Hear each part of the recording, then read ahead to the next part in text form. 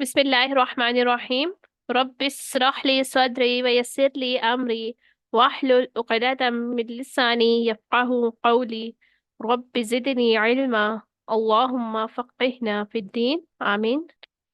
आयत नंबर 32 है। और ए नबी सल्लल्लाहु अलैहि वसल्लम, मोमन औरतों से कह दो कि अपनी नजरें बचा कर रखें और अपनी शर्मगाहों की हिफाजत करें और अपना बनाव श्रृंगार ना दिखाएं। यहाँ पर जो है अब औरतों के लिए भी जो है वही अहकामात हैं जो मर्दों के लिए हैं, लेकिन औरतों को जो है उसके इससे थोड़ा ज्यादा जो है वो अहकामात जो है उनके लिए आए हैं। ठीक है कि यानी इन्हें इरादन जो है वो गैर मर्दों को नहीं देखना चाहिए। ठीक है, अगर निगाह पड़ भी जाती है तो हटा लेनी चाहिए। हमें हमें हदीस में एक वाकया मिलता है कि हजरत उम्मे सलमा और हजरत मैमूना नबी सल्लल्लाहु अलैहि वसल्लम के पास बैठी थीं।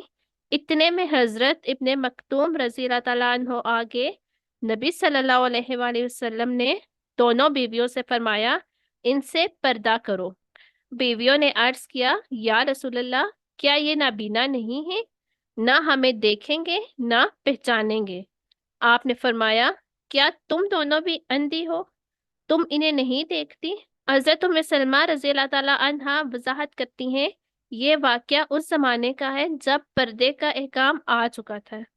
और आज आप देखें, कॉन्फिडेंस के नाम पर आंखों में आंखें डालकर बात करना सिखाई जाती है। फिर ये जो आयत है कि अपनी जीनत को जाहिर ना करे मगर वो जो खुद ब खुद जाहिर हो जाए। ठीक है, ये आयत जो है ये आयत पर्दा है। ठीक है, और औरत का चेहरा जो है वो जीनत का जो है वो सबसे बड़ा मजर है। ठीक है, औरत पर्दा किए हुए बाहर निकलती है। कुछ चीजें हैं जो औरत छुपाने के बावजूद नहीं छुपा पाती। मसलन इसका कद, या वो बहुत हेल्दी है या बहुत पतली, वो इस चीज को नहीं छुपा पाती पर्दे की वजह से। या अगर आंधी है, तूफान है, तो इसकी चादर का कुछ हिस्सा उठ जाए या नकाब गिर जाए और नजर पड़ जाए तो इस पर कुछ गुनाह नहीं। हदीस में एक और वाकया मिलता है कि एक खातून का बेटा जंग में शहीद हो गया और वो इसके मुतल्लिक दरियाफ्त करने नबी सल्लल्लाहु अलैहि वसल्लम के पास आई, मगर इस हाल में कि चेहरे पर नकाब पड़ी हुई थी। तो सहाबा ने कहा, इस वक्त भी आपके चेहरे पर नकाब है? तो फरमाया, मैंने बेटा तो जरूर खोया है मगर हया नहीं खोई। हमें चाहिए कि हम अल्लाह के हुक्म के आगे अपने सर को झुका लें, पर्दे का एहतमाम करें ताकि मुआशरे में से बुराइयां खत्म हो। इसके बाद फिर जो है कि अपना बनाव श्रृंगार ना दिखाएं, बजाय इसके आगे जो है जो खुद जाहिर हो जाए और अपने सीनों पर अपनी ओढ़नियों के आंचल डाले रहें। औरत के लिए जो है वो चेहरे के बाद जो है उसका सीना जो है वो सबसे पुरकशिश हिस्सा होता है। ठीक है, तो क्या बताया, दुपट्टे को राइज लिया जाए, लेकिन इसका मतलब ये नहीं है कि साइड पर लटका देना ये दुपट्टे के मकसद को जो है वो पूरा नहीं करता। ठीक है, आज हम देखें, आज हम सब करते हैं, गाउन भी पहन लेते हैं, निकाब भी करते हैं। ठीक है, स्टाइलर करते हैं, निकाब भी करते हैं, लेकिन जो चीज जो है छुपाने वाली है, खासकर सीना, यहाँ पर सीने का जिक्र हुआ है, वो हमारा अक्सर जो है आप लड़कियों को देखें तो अक्सर जो है वो उनका नजर ही आ रहा होता है। हम गर्दन के आसपास जो है वो स्टाइलर या दुपट्टा जो है वो लपेट लेते हैं। तो यहाँ पर क्या बताया गया है कि सीना जो है उसे छुपाना जो है वो लाजमी है। हजरत आयशा रजी अल्लाह तआला अन्हा फरमाती हैं, जब सूरह नूर नाजिल हुई तो रसूल पाक सल्लल्लाहु अलैहि वसल्लम से लोग इसको सुनकर अपने घरों की तरफ लपके और जाकर उन्होंने अपनी बहनों, बीवियों और बेटियों को ये आयत सुनाई। तो कोई औरत ऐसी ना थी जो ये आयत सुनकर अपनी जगह बैठी रही। हर एक उठी, किसी ने अपनी कमर का पट्टा खोलकर, किसी ने चादर उठाकर फौरन इसका बड़ा दुपट्टा बनाया और इसे ओढ़ लिया।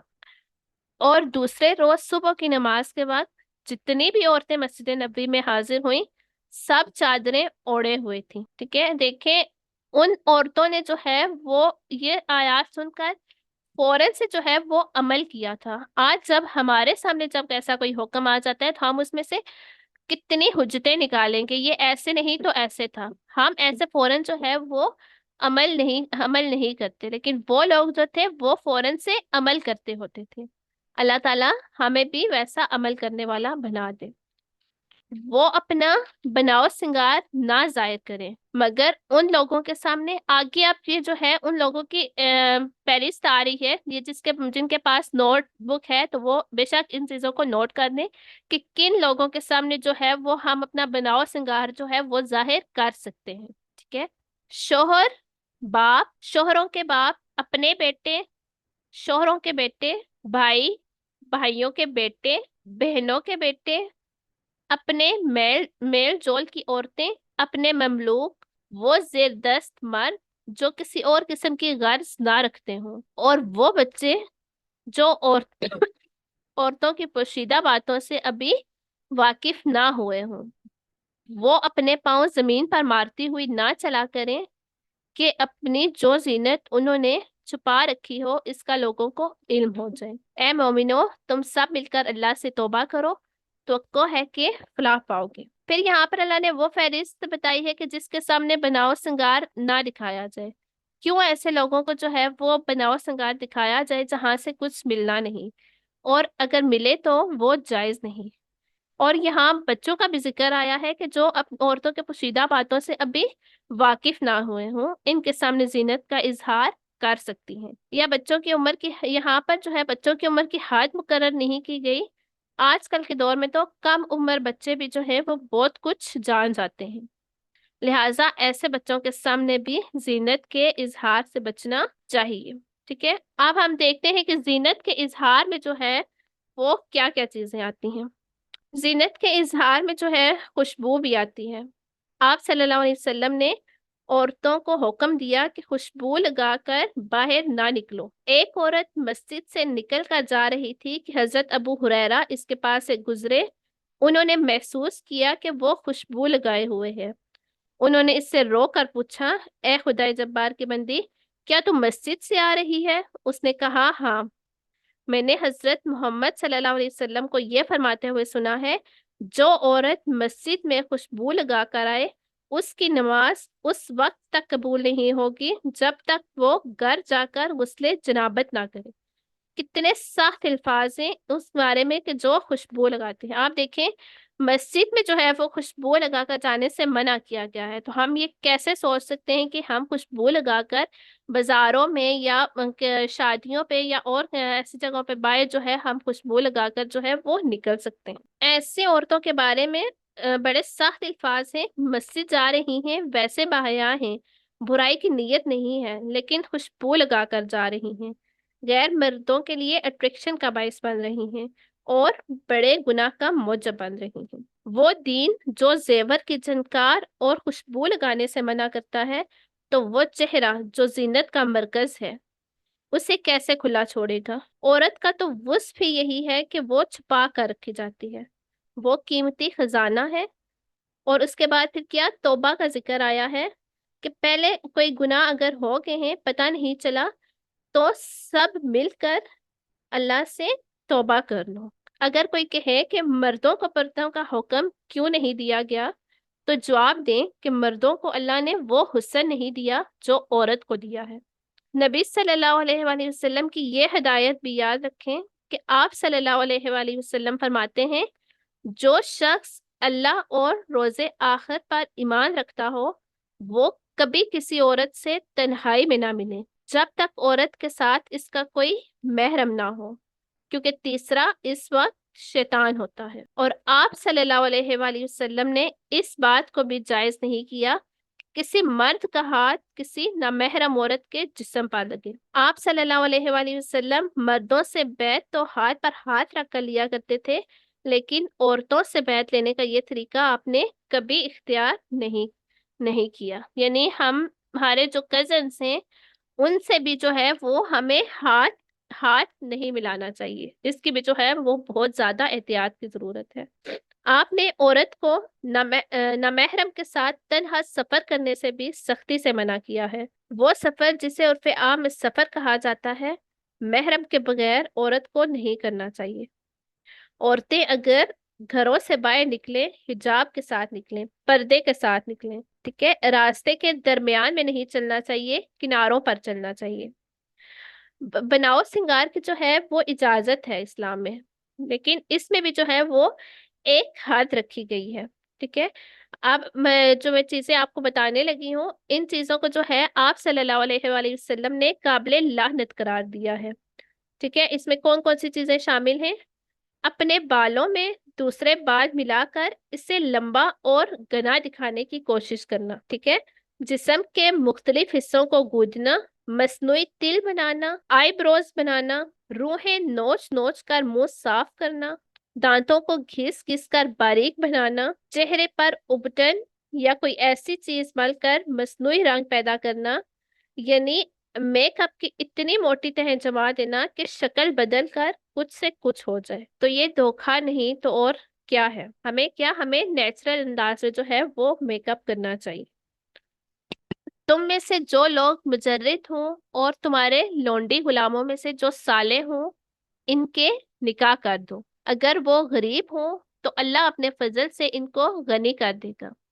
اللہ بڑی وسعت والا اور علیم ہے۔ اور جو نکاح کا موقع نہ پائیں، انہیں چاہیے کہ عفت معابی اختیار کریں، یہاں تک کہ اللہ اپنے فضل سے ان کو غنی کر دے۔ اور تمہارے مملوکوں میں سے جو مکاتبت کی درخواست کریں، ان سے مکاتبت کر لو، اگر تمہیں معلوم ہو کہ ان کے اندر بھلائی ہے، اور ان کو اس مال میں سے دو جو اللہ نے تمہیں دیا ہے۔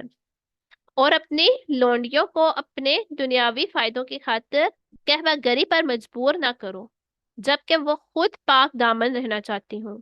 اور جو کوئی ان کو مجبور کرے تو اس جبر کے بعد اللہ ان کے لیے غفور و رحیم ہے۔ یہاں پر یہ مشورہ نہیں، حکم دیا جا رہا ہے، اور یہاں مجرد سے مراد وہ تمام مرد اور عورتیں ہیں جو بے زوج ہوں۔ جب نکاح نہیں ہوتا تو بے حیائی پھیلتی ہے۔ اگر بھوک لگی ہو تو کھانے پر نظر تو جائے گی ہی، یا جذبات قتل ہوں گے یا ایمان قتل ہوگا، تو بہتر یہی ہے کہ غیر شادی شدہ نہ رہا جائے۔ سیدنا علی ابن طالب رضی اللہ تعالیٰ عنہ ایک دفعہ رسول صلی اللہ علیہ وسلم نے مجھ سے مخاطب کرتے ہوئے فرمایا، اے علی، 3 کاموں میں دیر نہ کرنا: فرض نماز میں جب اس کا وقت ہو جائے، جنازہ جب موجود ہو تو اس کو دفن کرنے میں دیر نہ کرنا، اور بیوہ عورت کے نکاح میں جب کہ اس کا ہمسر مل جائے۔ اور آپ نے نوجوانوں سے بھی فرمایا کہ تم میں سے جو کوئی نکاح کی طاقت رکھتا ہو، اسے چاہیے کہ نکاح کرے، کیونکہ نگاہ نیچی رکھنے اور شرمگاہ کی حفاظت کرنے کے لیے خوب چیز ہے۔ 3 شخص ایسے ہیں جن کی اللہ ضرور مدد کرتا ہے: نمبر 1، نکاح کرنے والا جو پاک دامنی کی نیت سے نکاح کرتا ہے۔ نمبر 2، اللہ کی راہ میں جہاد کرنے والا۔ نمبر 3، اور وہ غلام جو مکاتبت کرتا ہے ادائیگی کی نیت کے ساتھ۔ اس کے بعد پھر آیا کہ اگر کسی وجہ سے نکاح نہیں ہو رہا تو بے حیائی کی اجازت نہیں دی جا سکتی۔ ٹھیک ہے، کسی عورت سے اگر کوئی جبر کے ساتھ زبردستی ایسا پیشہ کرائے تو مالک ذمہ دار ہوگا، وہ ذمہ دار ہے، وہ پکڑا جائے گا۔ ہم نے صاف صاف ہدایت دینے والی آیات تمہارے پاس بھیج دی ہیں، اور ان قوموں کی عبرتناک مثالیں بھی ہم تمہارے سامنے پیش کر چکے ہیں جو تم سے پہلے ہو گزری ہیں، اور وہ نصیحتیں ہم نے کر دی ہیں جو ڈرنے والوں کے لیے ہوتی ہیں۔ اس کے بعد آگے جو آیت آ رہی ہے، یہ آیت نور ہے۔ اس کے نام پر جو ہے اس سورت کا نام رکھا گیا ہے۔ اللہ آسمانوں اور زمین کا نور ہے۔ کائنات میں اس کے نور کی مثال ایسی ہے جیسے ایک تاک میں چراغ رکھا ہوا ہو، چراغ ایک فانوس میں ہو، فانوس کا حال یہ ہو کہ جیسے موتی کی طرح چمکتا ہوا تارا، اور وہ چراغ زیتون کے ایک ایسے مبارک درخت کے تیل سے روشن کیا جاتا ہو جو نہ شرقی ہو نہ غربی، جس کا تیل آپ ہی آپ بھڑکا پڑتا ہو، چاہے آگ اس کو نہ لگے۔ اس طرح روشنی پر روشنی بڑھنے کے تمام اسباب جمع ہو گئے ہوں۔ اللہ اپنے نور کی طرف جس کی چاہتا ہے رہنمائی فرماتا ہے، وہ لوگوں کو مثالوں سے بات سمجھاتا ہے، وہ ہر چیز سے خوب واقف ہے۔ نور کا مرکز اللہ کی ذات ہے، اور یہاں نور سے مراد اللہ کی ہدایت ہے، اللہ کی رہنمائی ہے۔ امام غزالی رحمۃ اللہ فرماتے ہیں، نور اسے کہتے ہیں جو خود ظاہر ہو اور دوسروں کو ظاہر کرنے والا ہو۔ یعنی اگر روشنی نہ ہو، نور نہ ہو، تو انسان گمراہ ہو جائے، بھٹک جائے۔ جس طرح آنکھوں میں نور نہ ہو، وہ چیزوں میں فرق نہیں کر سکتا، اسی طرح اگر اللہ کی پہچان نہ ہو، جن کے پاس اللہ کی ہدایت نہ ہو، تو وہ صحیح اور غلط میں تمیز نہیں کر سکتے۔ اور اللہ کے نور میں روشنی ہی روشنی ہے، تاریکی کا کوئی نام و نشان ہی نہیں۔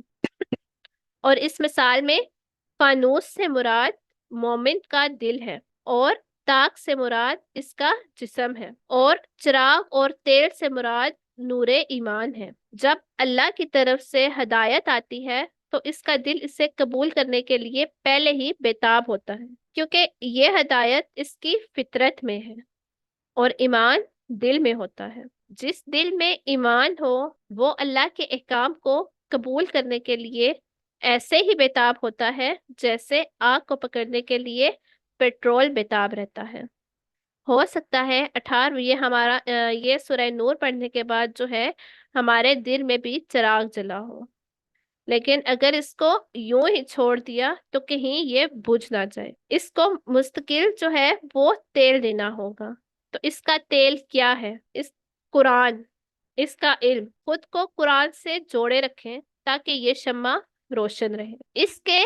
اس کے نور کی طرف ہدایت پانے والے ان گھروں میں پائے جاتے ہیں جنہیں بلند کرنے کا اور جن میں اپنے نام کی یاد کا اللہ نے اذن دیا ہے۔ ان میں ایسے لوگ صبح و شام اس کی تسبیح کرتے ہیں جنہیں تجارت اور خرید و فروخت اللہ کی یاد سے اور اقامت نماز و ادائے زکوٰۃ سے غافل نہیں کر دیتی۔ وہ اس دن سے ڈرتے رہتے ہیں جس میں دل الٹنے اور دیدے پتھرا جانے کی نوبت آ جائے گی، اور وہ یہ سب کچھ اس لیے کرتے ہیں تاکہ اللہ ان کے بہترین اعمال کی جزا ان کو دے اور مزید اپنے فضل سے نوازے۔ اللہ جسے چاہتا ہے بے حساب دیتا ہے۔ یہاں پر جو ہے گھروں سے مراد مسجدیں بھی ہو سکتی ہیں اور اہل ایمان کے گھر بھی۔ مومن لوگ جو ہوتے ہیں وہ صرف مسجد میں اللہ کو یاد نہیں کرتے، وہ گھروں میں بھی تلاوت کے ذریعے، نوافل کے ذریعے، نیکیوں کے ذریعے اللہ کو یاد رکھتے ہیں۔ یہاں تک کہ تجارتیں اور مصروفیات میں بھی جو ہے وہ اللہ کی یاد سے انہیں جو ہے وہ غافل نہیں کرتی، اپنی ذمہ داریوں سے، فرائض سے غافل نہیں کرتی، اور وہ ساری نیکیاں کرتے ہوئے بھی پھر بھی اللہ سے ڈرتے رہتے ہیں، قیامت کے دن سے، حساب سے ڈرتے رہتے ہیں۔ جنہوں نے کفر کیا ان کے اعمال کی مثال ایسی ہے جیسے دشت بے آب میں سراب کے پیاسا اس کو پانی سمجھے ہوئے تھا، مگر جب وہاں پہنچا تو کچھ نہ پایا، بلکہ وہاں اس نے اللہ کو موجود پایا جس نے اس کا پورا پورا حساب چکا دیا، اور اللہ کو حساب لیتے دیر نہیں لگتی۔ یا پھر اس کی مثال ایسی ہے جیسے ایک گہرے سمندر میں اندھیرا ہو کہ اوپر ایک موج چھائی ہوئی ہے، اس پر ایک اور موج، اور اس کے اوپر بادل، تاریکی پر تاریکی مسلط ہے۔ آدمی اپنا ہاتھ نکالے تو اسے بھی نہ دیکھنا پائے۔ جسے اللہ نور نہ بخشے اس کے لیے پھر کوئی نور نہیں۔ وہ کافر جن کی زندگی میں کچھ اچھے کام بھی ہیں، یا منافق جو کچھ نیک اعمال بھی بجا لاتے ہیں، خواہ دکھاوے کے لیے ہی کیوں نہ ہوں، اور پھر انہیں توقع ہوتی ہے آخرت میں انہیں اس کا اجر ملے گا، لیکن چونکہ ان میں ایمان نہیں یا اللہ کی رضا کے لیے انہیں، اس لیے اللہ نے ایسے لوگوں کی مثال بیان کرتے ہوئے فرمایا، موت کا وقت ان کے لیے سراب ہے، وہ توقع لگائے بیٹھے ہیں کہ انہیں اچھے اعمال کا صلہ ملے گا، مگر انہیں کچھ بھی ہاتھ نہ آئے گا۔ اس کے بعد پھر پہلے جو ہے وہ نور علی نور کا تذکرہ تھا، وہ مومن کا دل تھا، یہاں کافر کے دل کا تذکرہ ہے، اور سب سے تاریک جگہ کافر کا دل ہے۔ جس نے رب کو نہ پہچانا اس نے کیا پایا؟ کیا تم دیکھتے نہیں ہو کہ اللہ کی تسبیح کر رہے ہیں وہ سب جو آسمانوں اور زمین میں ہیں، اور وہ پرندے جو پر پھیلائے اڑ رہے ہیں؟ ہر ایک اپنی نماز اور تسبیح کا طریقہ جانتا ہے، اور یہ سب جو کچھ کرتے ہیں اللہ اس سے باخبر رہتا ہے۔ آسمانوں اور زمین کی بادشاہی اللہ ہی کے لیے ہے، اور اسی کی طرف سب کو پلٹنا ہے۔ کیا تم دیکھتے نہیں ہو کہ اللہ بادل کو آہستہ آہستہ چلاتا ہے، پھر اس کے ٹکڑوں کو باہم جوڑتا ہے، پھر اسے سمیٹ کر ایک کثیر ابر بنا دیتا ہے۔ پھر تم دیکھتے ہو کہ اس کے خول میں سے بارش کے قطرے ٹپکتے چلے آتے ہیں، اور وہ آسمان سے ان پہاڑوں کی بدولت جو اس میں بلند ہیں اولے برساتا ہے، پھر جسے چاہتا ہے ان کا نقصان پہنچاتا ہے، اور جسے چاہتا ہے ان سے بچا لیتا ہے۔ اس کی بجلی کی چمک نگاہوں کو خیرہ کیے دیتی ہے، رات اور دن کا الٹ پھیر وہی کر رہا ہے۔ اس میں ایک سبق ہے آنکھ والوں کے لیے۔ یہاں پر آگے پھر اللہ کی نشانیوں کا ذکر ہے۔ اور اللہ نے ہر جاندار ایک طرح کے پانی سے پیدا کیا، کوئی پیٹ کے بل چل رہا ہے تو کوئی 2 ٹانگوں پر اور کوئی 4 ٹانگوں پر۔ جو کچھ وہ چاہتا ہے پیدا کرتا ہے، وہ ہر چیز پر قادر ہے۔ ہم نے صاف صاف حقیقت بتانے والی آیات نازل کر دی ہیں، آگے صراط مستقیم کی طرف ہدایت اللہ ہی جسے چاہتا ہے دیتا ہے۔ یہ لوگ کہتے ہیں ہم ایمان لائے اللہ اور اس رسول صلی اللہ علیہ وآلہ وسلم پر، اور ہم نے اطاعت قبول کی، مگر اس کے بعد ان میں سے ایک گروہ اطاعت سے منہ موڑ جاتا ہے۔ ایسے لوگ ہرگز مومن نہیں ہیں۔ جب ان کو بلایا جاتا ہے اللہ اور رسول کی طرف تاکہ رسول صلی اللہ علیہ وآلہ وسلم ان کے آپس کے مقدمے کا فیصلہ کرے، تو ان میں سے ایک فریق کترا جاتا ہے۔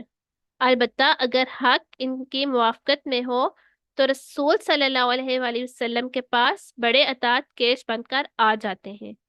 کیا ان کے دلوں کو منافقت کا روگ لگا ہوا ہے، یا یہ شک میں پڑے ہوئے ہیں، یا ان کو یہ خوف ہے کہ اللہ اور اس کا رسول صلی اللہ علیہ وآلہ وسلم ان پر ظلم کرے گا؟ اصل بات یہ ہے کہ ظالم تو یہ لوگ خود ہیں۔ کیوں کتراتے ہیں منافق؟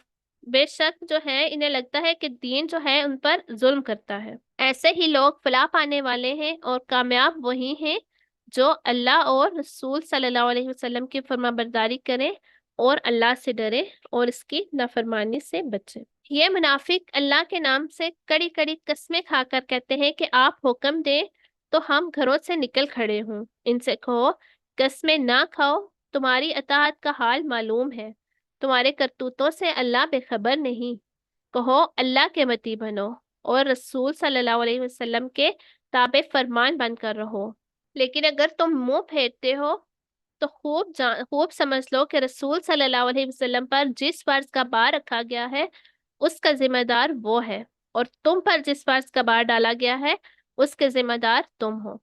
اس کی اطاعت کرو گے تو خود ہی ہدایت پاؤ گے، ورنہ رسول صلی اللہ علیہ وآلہ وسلم کی ذمہ داری اس سے زیادہ کچھ نہیں ہے کہ صاف صاف حکم پہنچا دیں۔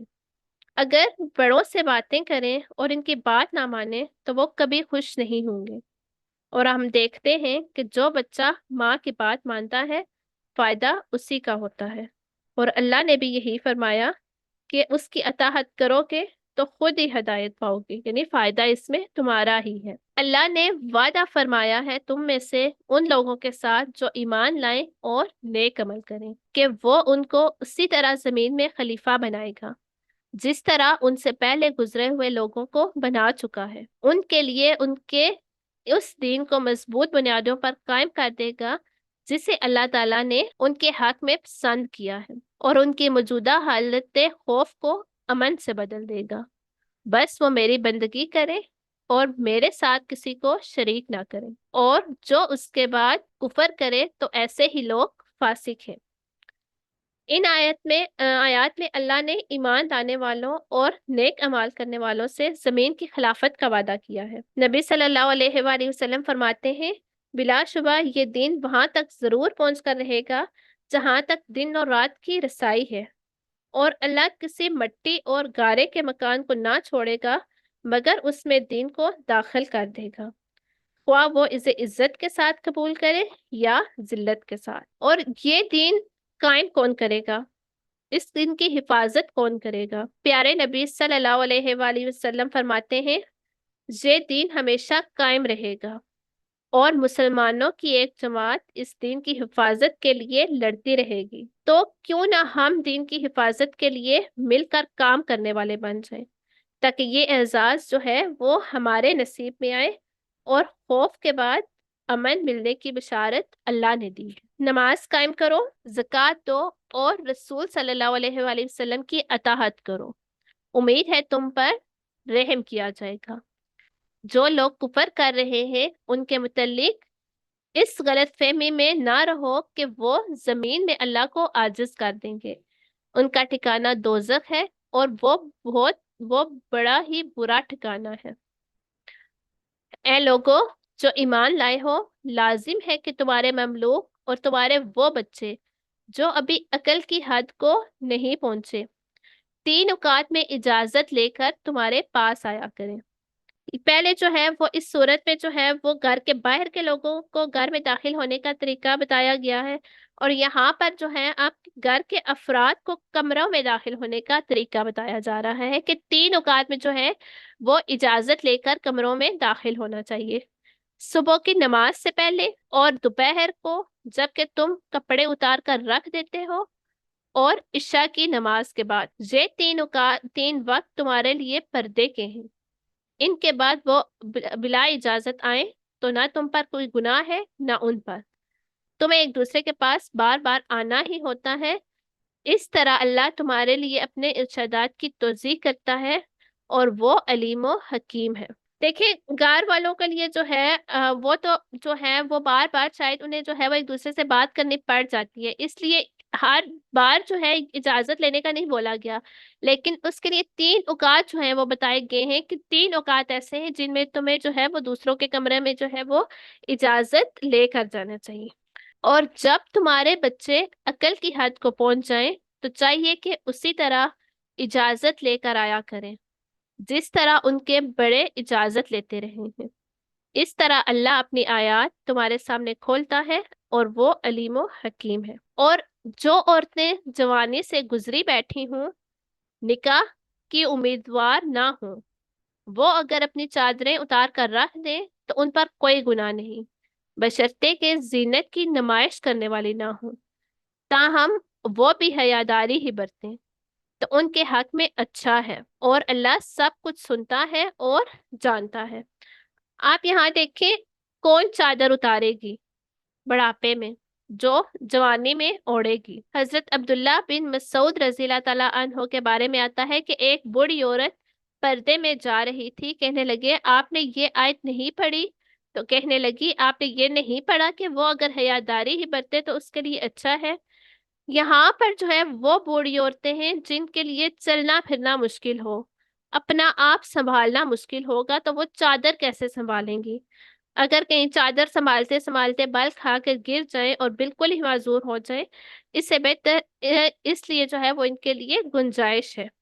لیکن اس سے وہ عورتیں مراد نہیں ہیں جو 50-60 سال کی عمر کو پہنچے اور وہ سمجھیں کہ اب ہم بوڑھی ہو گئی ہیں تو اب ہم چادریں اتار دیں۔ جب تک آپ کو پہننے اوڑھنے کا شوق ہے، بننے سنورنے کا شوق ہے، اچھا لباس، اچھی جیولری، میک اپ، یہ علامت ہے اس بات کی کہ بڑھاپا نہیں ہے۔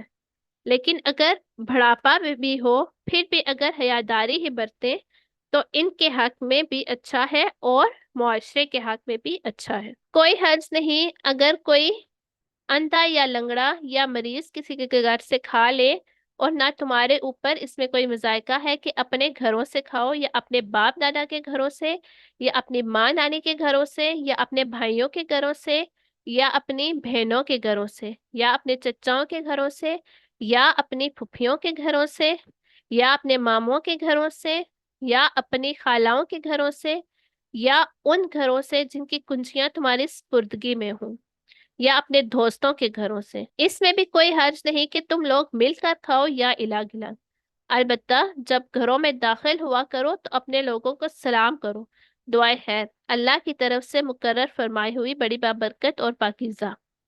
اس طرح اللہ تعالیٰ تمہارے سامنے آیات بیان کرتا ہے، توقع ہے کہ تم سمجھ بوجھ کر کام لوگے۔ جب یہ آیت نازل ہوئی کہ آپ جو ہے ایک دوسرے کے آپ مال جو ہے آپ باطل طریقوں سے نہ کھاؤ، تو مسلمان جو ہے وہ بہت محتاط ہو گئے، اور وہ گھر والوں کی دعوت ان کی اجازت کے بغیر کسی قریبی رشتے دار کے ہاں کھانے کو جو ہے وہ خلاف تقوی سمجھنے لگے۔ اس بات کی یہاں پر اجازت دی جا رہی ہے کہ وہ اپنے ان رشتے داروں جن کی میں نے آپ کو فہرست بتائی ہے وہ بلا اجازت کھا سکتے ہیں، اور دونوں طریقوں کی اجازت دی گئی ہے کہ مل کر کھانا یا الگ الگ کھانا۔ یہاں پر اللہ نے جو ہے وہ پابند ہی بنایا، اور یہ اللہ کی طرف سے آسانی ہے، اگرچہ اکٹھے ہو کر کھانے میں برکت ہے۔ رسول صلی اللہ علیہ وآلہ وسلم نے فرمایا، 2 آدمیوں کا کھانا 3 آدمیوں کے لیے کافی ہوتا ہے، اور 3 آدمیوں کا کھانا 4 آدمیوں کے لیے کافی ہوتا ہے، لیکن یہ کب ہوگا؟ اس کی شرط کیا ہے؟ جب مل کر کھائیں گے۔ اس کے بعد پھر سلام کا ذکر آیا ہے کہ جب بھی گھر میں داخل ہو تو سلام کرو، اپنے گھر میں بھی۔ آخر اپنے گھر والوں کو سلامتی سے کیوں محروم رکھا جائے؟ ایک آدمی نے رسول صلی اللہ علیہ وآلہ وسلم سے سوال کیا، اسلام کی کون سی بات جو ہے وہ زیادہ بہتر ہے؟ آپ نے فرمایا کہ تم کھانا کھلاؤ اور ہر شخص کو سلام کرو، چاہے تو تم اسے پہچانو یا نہ پہچانو۔ تو ہمیں تو نیکیوں کا حریص ہونا چاہیے، زیادہ سے زیادہ سلام کریں اور مکمل سلام کریں۔ مومن تو اصل میں وہی ہیں جو اللہ اور اس کے رسول صلی اللہ علیہ وآلہ وسلم کو دل سے مانے، اور جب کسی اجتماعی کام کے موقع پر رسول صلی اللہ علیہ وآلہ وسلم کے ساتھ ہوں تو اس سے اجازت لیے بغیر نہ جائیں۔ جو لوگ تم سے اجازت مانگتے ہیں وہی اللہ اور رسول صلی اللہ علیہ وآلہ وسلم کے ماننے والے ہیں، بس جب وہ اپنے کسی کام سے اجازت مانگے تو جسے تم چاہو اجازت دے دیا کرو، اور ایسے لوگوں کے حق میں اللہ سے دعائیں مغفرت کیا کرو، اللہ یقیناً غفور الرحیم ہے۔ یہاں مسلمانوں کو جو ہے وہ تاکید کی جا رہی ہے کہ جب وہ اجتماعی کام کے سلسلے میں نبی صلی اللہ علیہ وسلم کے ساتھ ہوں تو وہاں سے بلا اجازت نہ جائیں، منافقین کی طرح کھسک نہ جائیں، اگر ضرورت کوئی پیش آ جائے تو اجازت لے کر جائیں۔ اسلامی جماعت نظام کے علماء کا بھی ہے کہ کہ جب اجتماعی مقصد کے لیے جو ہے کسی بھی اجتماعی کام کے لیے مسلمانوں کو جمع کیا جائے، وہ چاہے کوئی بھی موقع ہو، تو یہ ان کے لیے جائز نہیں کہ اجازت کے بغیر جو ہے وہ وہاں سے چلے جائیں، آداب مجلس کے بھی خلاف ہے اور ناجائز بھی ہے۔ اور اگر امیر ان کا وہاں رہنا اہم سمجھتا ہو اور وہ اجازت نہ دے تو مومن کو شکوہ نہیں کرنا چاہیے۔ کتنے پیارے حصول ہیں ہمارے دین کے، اللہ تعالیٰ دنیا میں جینا سکھا رہے ہیں۔ اللہ کے دین کے کام میں اپنے کام کو چھوڑنے پر، اپنی ذمہ داری سے پر اللہ سے معافی مانگنی چاہیے۔ دین کو جب ہم اپنی انفرادی اور ذاتی کاموں پر ترجیح دیں گے تو انشاءاللہ دین ترقی کرے گا، اور اگر ہم ذاتی کاموں پر ترجیح دیتے رہیں گے تو شاید ہم دین کو کوئی خدمت نہ دے سکیں۔ مسلمانوں، اپنے درمیان رسول صلی اللہ علیہ وآلہ وسلم کے بلانے کو آپس میں ایک دوسرے کا سا بلانا نہ سمجھ بیٹھو۔ اللہ ان لوگوں کو خوب جانتا ہے، اور تم میں سے ایسے ہیں کہ ایک دوسرے کی آڑ لیتے ہوئے چپکے سے سٹک جاتے ہیں، رسول صلی اللہ علیہ وآلہ وسلم کے حکم کی خلاف ورزی کرنے والوں کو ڈرنا چاہیے کہ وہ کسی فتنے میں گرفتار نہ ہو جائے یا ان پر دردناک عذاب نہ آ جائے۔ خبردار رہو، آسمان اور زمین میں جو کچھ ہے اللہ کا ہے، تم جس روش پر بھی ہو اللہ اس کو جانتا ہے۔ جس روز لوگ اللہ کی طرف پلٹیں گے وہ انہیں بتا دے گا کہ وہ کیا کچھ کر کے آئے ہیں، وہ ہر چیز کا علم رکھتا ہے۔ یہ جو آیت ہے یہ اس وقت تو نبی صلی اللہ علیہ وآلہ وسلم کی زندگی کے لیے احکامات تھے، لیکن ہمیں دیکھنا ہے نا کہ اس میں ہمارے لیے کیا حصول ہے، کہ نبی صلی اللہ علیہ وآلہ وسلم کا نام جو ہے وہ ایسے نہ لیں جیسے کسی عام آدمی کا نام لیا جاتا ہے۔ صحابہ تو جب آپ کو پکارتے تھے تو ساتھ یوں بھی کہا کرتے تھے کہ میرے ماں باپ آپ پر فدا، آپ کا ذکر خیر ہو، آپ کی احادیث بیان کی جا رہی ہوں تو اس محفل کا بھی احترام ہے۔ آپ کی احادیث کو جو ہے وہ توجہ اور خاموشی اور محبت سے سننا، اور نبی صلی اللہ علیہ وآلہ وسلم نے جن باتوں سے روکا ہے اور جن چیزوں کا حکم دیا ہے ان کو ہلکا نہ لیں، ٹھیک ہے؟ ان کی اطاعت جو ہے وہ اطاعت کرنی چاہیے، اطاعت کرنے کی جو ہے وہ کوشش کریں۔ الحمدللہ یہاں پر جو ہے وہ ہماری سورہ نور کی جو ہے وہ تفسیر جو ہے وہ مکمل ہو چکی ہے۔ اللہ تعالیٰ سے دعا ہے کہ اللہ تعالیٰ ہماری لغزشوں سے ہماری مغفرت فرمائے اور صحیح باتوں کو دل میں جگہ دے، اور ہم نے جو کچھ پڑھا اس پر عمل کرنے کی توفیق عطا فرمائے۔